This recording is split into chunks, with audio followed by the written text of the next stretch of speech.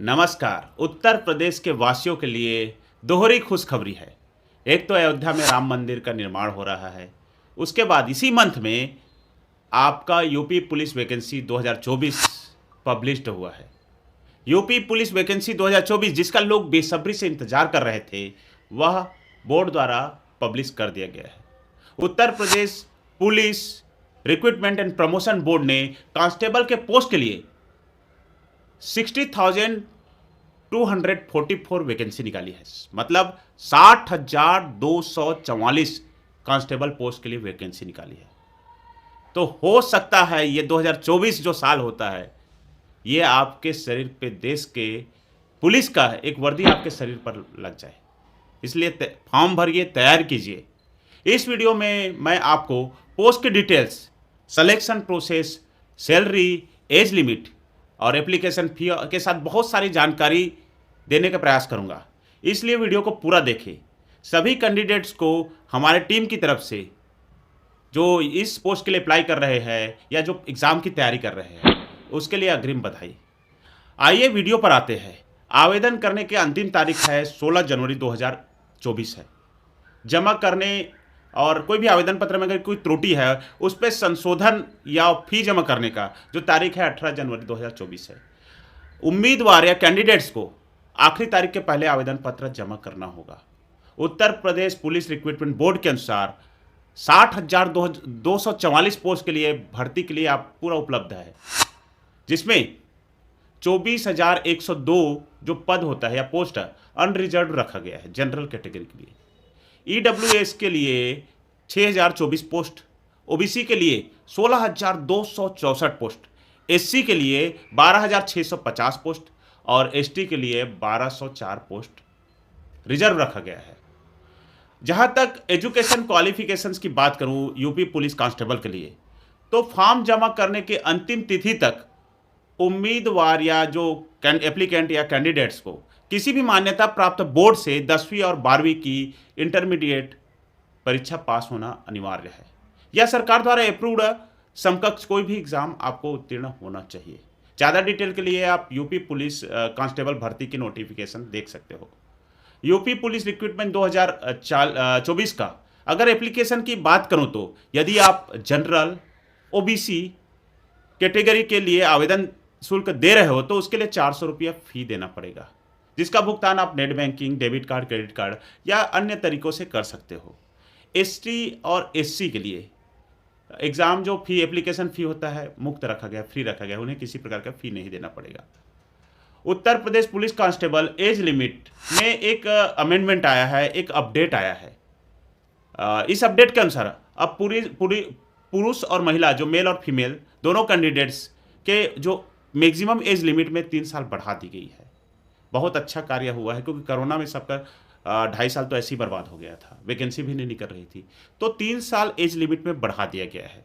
आवेदन जो application process के लिए पात्र होने के लिए, जो एलिजिबल होने के लिए मेल कैंडिडेट्स की आयु जो होता है 18 वर्ष होनी चाहिए, मिनिमम आयु 18 वर्ष होनी चाहिए और मैक्सिमम जो एज है वो 25 वर्ष से अधिक नहीं होनी चाहिए।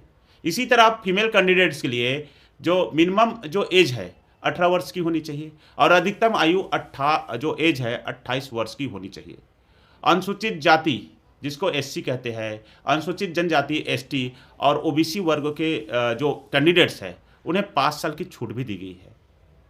साथ ही अगर आप भूतपूर्व सैनिक हो, यदि आप सेना में अपना सेवा दे चुके हो तो आपको 3 साल की छूट मिलेगी।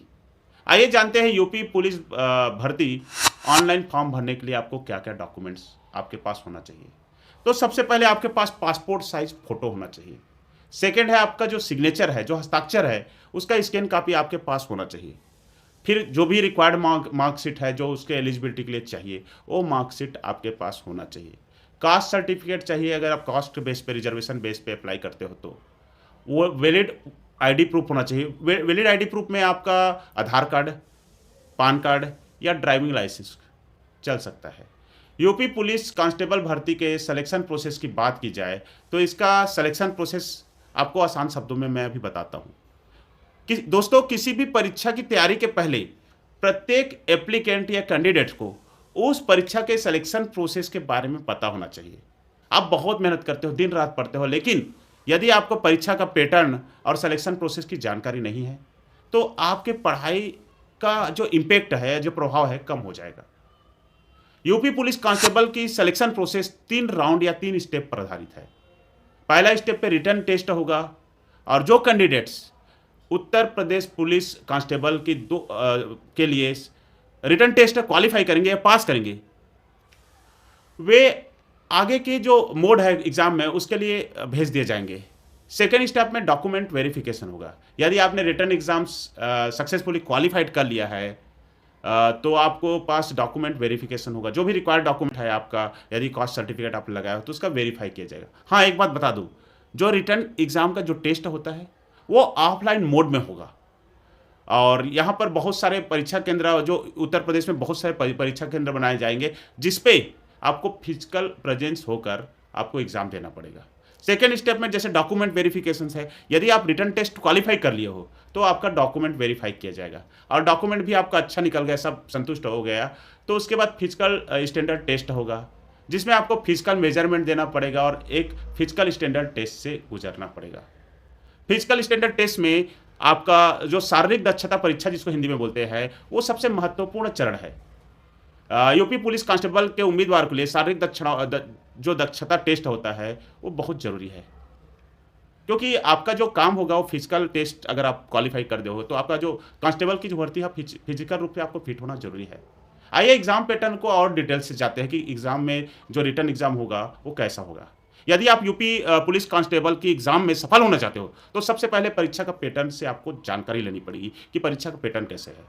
तो पहले दौर की यूपी सिलेक्शन प्रोसेस में मल्टीपल क्वेश्चन पर आधारित रिटन एग्जाम होगा। जो पहला स्टेप पे रिटन एग्जाम होता है उसमें एमसीक्यू टाइप के क्वेश्चन पूछे जाएंगे। इसमें कुल 150 क्वेश्चन पूछे जाएंगे जिसमें से प्रत्येक सही उत्तर के लिए 2 अंक दिए जाएंगे। मतलब 150 प्रश्न है और 2 अंक प्रत्येक में दिए जाएंगे, तो टोटल 300 नंबर का प्रश्न होगा। यदि आपने एक भी उत्तर गलत दिया तो प्रत्येक गलत उत्तर पर 0.5 जो अंक काट दिए जाएंगे, यानी -0.5 अंक दिए जाएंगे।